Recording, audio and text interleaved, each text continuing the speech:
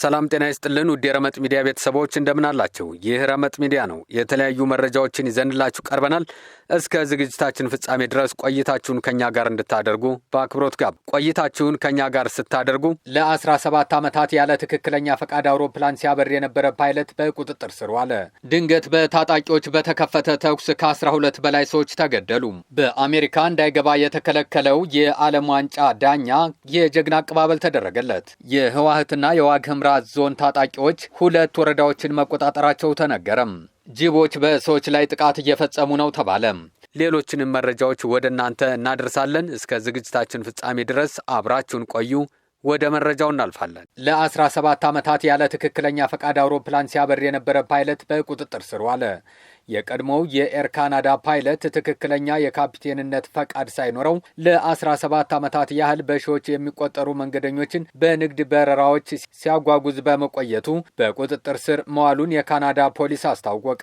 ጄፍሪ ወል የተባለ የ59 ዓመት ፓይለት እንደ አውሮፓውያን አቆጣጠር ከ2009 ጀምሮ በሐሰተኛ ሰነድ ሲያበር እንደነበር የተደረሰበት ሲሆን በአሁኑ ወቅት ከማጭበርበር ጋር በተያያዘ 7 የወንጀል ክሶች ተመስርተውበታል ተብሏል። ፖሊስ እንዳለው ተከሳሹ ከ1998 ጀምሮ በድርጅቱ ውስጥ በፓይለትነት ሲሰራ የቆየ ቢሆንም በ2009 ወደ ዋና አብራሪነት ወይም ካፒቴን ካደገበት ጊዜ ጀምሮ ለቦይንግ አውሮፕላኖች የሚፈለገውን ከፍተኛ የበረራ ፈቃድ ሳይኖረው በሐሰተኛ ሰነድ 900 ያህል የሀገር ውስጥና ዓለም አቀፍ በረራዎችን አድርጓል። ድርጊቱ ባለፈው ዓመት በተደረገ መደበኛ ግምገማ የሰነድ አለመጣጣም በመታየቱም በምርመራ የተደረሰበት ሲሆን ኤር ካናዳ ግለሰቡን ወዲያውኑ ከስራ ማገዱ ተገልጿል። ድርጅቱ በሰጠው መግለጫ ፓይለቱ መደበኛ የንግድ በረራ ፈቃድ የነበረው በመሆኑ የመንገደኞች ደህንነት ለአደጋ ተጋልጦ እንደማያውቅና ሁሉም አብራሪዎች በየ6 ወሩ የብቃት ማረጋገጫ ስልጠና እንደሚወስዱ አስታውቋል።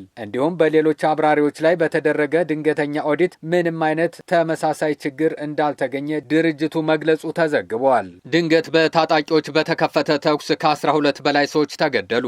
በደቡብ አፍሪካ ጆሃንስበርግ ከተማ ውስጥ ታጣቂዎች በከፈቱት ተኩስ ቢያንስ 12 ሰዎች መገደላቸውን የሀገሪቱ ፖሊስ አስታውቋል። ክሌቭላንድ በተባለው የከተማው አካባቢ ማክሰኞ ምሽት በተፈጸመው ጥቃት ከሞቱት በተጨማሪ ሌሎች 9 ሰዎች እየቆሰሉ ሲሆን የጥቃቱ ፈጻሚዎችን ለመያዝ ፖሊስ አሰሳ እያካሄደ ነው ተብሏል። ፖሊስ ባወጣው መግለጫ እንዳለው ከ10 በላይ ጥቃቱን ፈጽመዋል ተብለው የሚጠረጠሩ ሰዎች በመኪና መጥተው በአካባቢው ከሚገኝ የነዳጅ ማደያ አጠገብ ከወረዱ በኋላ ተኩስ ከፍተዋል። የጥቃቱ ፈጻሚ ተጠርጣሪዎች ህገወጥ ወደ ሆነው የመኖሪያ አካባቢ በመግባት እየተዘዋወሩ በተለያዩ ቦታዎች ላይ በነዋሪዎችና በአካባቢው ማህበረሰብ አባላት ላይ ተኩስ ከፍተው ጉዳት ካደረሱ በኋላ በመጡበት መኪና ከቦታው ተሰውረዋል በማለት ፖሊስ መግለጫ አውጥቷል። ደቡብ አፍሪካ በዓለም ከፍተኛ ቁጥር ያለው ግድያ ከሚፈጸምባቸው ሀገራት መካከል አንዷ ስትሆን በአማካኝ በቀን ወደ 60 የሚጠጉ ሰዎች ይገደሉባታል ነው የተባለው። በህገወጥ የመኖሪያ አካባቢዎች ውስጥ በህገወጥ የጦር መሳሪያ የሚፈጸሙ ጥቃቶች በከፍተኛ ሁኔታ በተደጋጋሚ የሚከሰት ሲሆን አንዳንድ ጊዜም በወሮበላ ቡድኖችና በግለሰቦች ጸብ ምክንያት ግድያ ይፈጸማል ነው የተባለው። በአሜሪካ እንዳይገባ የተከለከለው የዓለም ዋንጫ ዳኛ የጀግና አቀባበል ተደረገለት። በአሜሪካ እንዳይገባ የተከለከለው ሶማሊያዊ የዓለም ዋንጫ ዳኛ ሞቃዲሾ ሲገባ የጀግና አቀባበል ተደርጎለታል።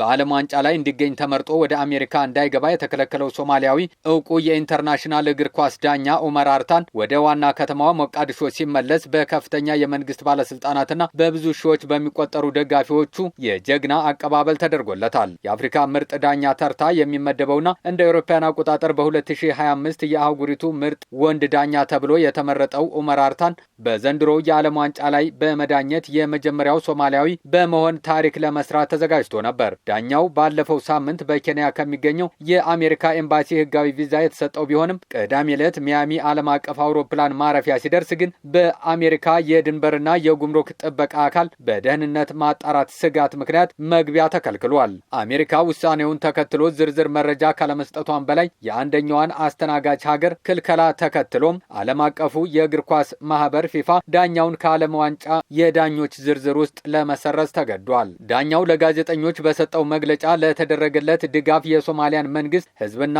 ፊፋን አመስግኗል። እግዚአብሔር ከፈቀደ በሚቀጥለው የዓለም ዋንጫ ላይ እንደምገኝ ቃል እገባላችኋለሁ። የሶማሊያ ህዝብ በዚህ እንዲረጋጋና በራሱ እንዲተማመን እፈልጋለሁ ማለቱ ማለቱ የተዘገበ ሲሆን አክሎም የሶማሊያን ስም የመጠበቅ ኃላፊነት የሁላችንም ነው። ሀገራችን በጥሩም ሆነ በመጥፎ ሁኔታ ውስጥ ብትሆን የኛ ናት። ያ ባንዲራና ፓስፖርት የኛ ነው በማለት ለወጣቱ መልእክት አስተላልፈዋል። ለዓመታት በዘለቀው የእርስ በርስ ጦርነትና በአሸባሪው አልሸባብ ምክንያት የወጣቶቿ ተስፋ በተገደበባት ሶማሊያ የኡመር አርታን መከልከል ለብዙዎች የልብ ስብራት ቢሆንም ህልምን ተከትሎ መጓዝ ምን ያህል ትልቅ ደረጃ እንደሚያደርስ ግን ማሳያ ነው ተብሏል። የዓለም ጤና ድርጅት ዋና ዳይሬክተር ዶክተር ቴዎድሮስ አድሃኖም በትዊተር ገጻቸው ባስተላለፉት መልእክት የደረስክበት የታሪክ ምዕራፍ ምንም ቢሆን አይቀየርም። በሙያ ጥግ ላይ በመድረስ ብቻ በትውልድ ሀገርህ ላለው አዲስ ትውልድ ትልቅ መነሳሳት ፈጥረሃል። በለፋህበትና በገባህበት የሜዳ ሳር ላይ እንዳትቆም መደረግህ ይህንን የታሪክ እውነት አይለውጠውም በማለት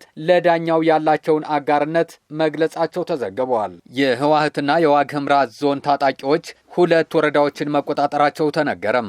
በአማራ ክልል ዋግ ኽምራ ብሔረሰብ አስተዳደር ዞን የአገው ዴሞክራሲያዊ ንቅናቄ አዴን ታጣቂዎች አበርገሌና ጻግበጂ ወረዳዎችን ሙሉ በሙሉ መቆጣጠራቸውንና ማህበረሰቡ በስጋት ሸሽቶ መፈናቀሉን የአካባቢው አስተዳደርና ነዋሪዎች ነግረውኛል ሲል ቢቢሲ ዘግቧል። ከ2 ዓመት በፊት ከመንግስት ጋር የሰላም ስምምነት ፈርመው የነበሩት የአገው ታጣቂዎች ካለፈው ሚያዝያ ወር ጀምረው 2 ወረዳዎችን እንደተቆጣጠሩ የአካባቢው ነዋሪዎችና የዞኑ ጸጥታ መምሪያ ተናግረዋል ነው የተባለው። ቢቢሲ የአዴን ኃላፊዎች ወረዳዎቹን መቆጣጠራቸውን አረጋግጠውልኛል ያለ ሲሆን ነዋሪዎች ግን አልተፈናቀሉም ማለታቸውንም ዘግቧል። በአበርገሌ ወረዳ ሚያዝያ 12 ቀን 2018 ዓ.ም በአካባቢው ሚሊሻዎችና በታጣቂዎች መካከል በከባድ መሳሪያ የታገዘ ግጭት ከተቀሰቀሰ በኋላ የአዴን ኃይሎች በከፊል ተቆጣጥረውት የነበረውን ወረዳ ሙሉ በሙሉ መቆጣጠራቸው ተዘግቧል። ቀኑን ሙሉ ውሏል በተባለው ውጊያ የአዴን ኃይሎች ከህወሓት ታጣቂዎች ጋር ተቀናጅተው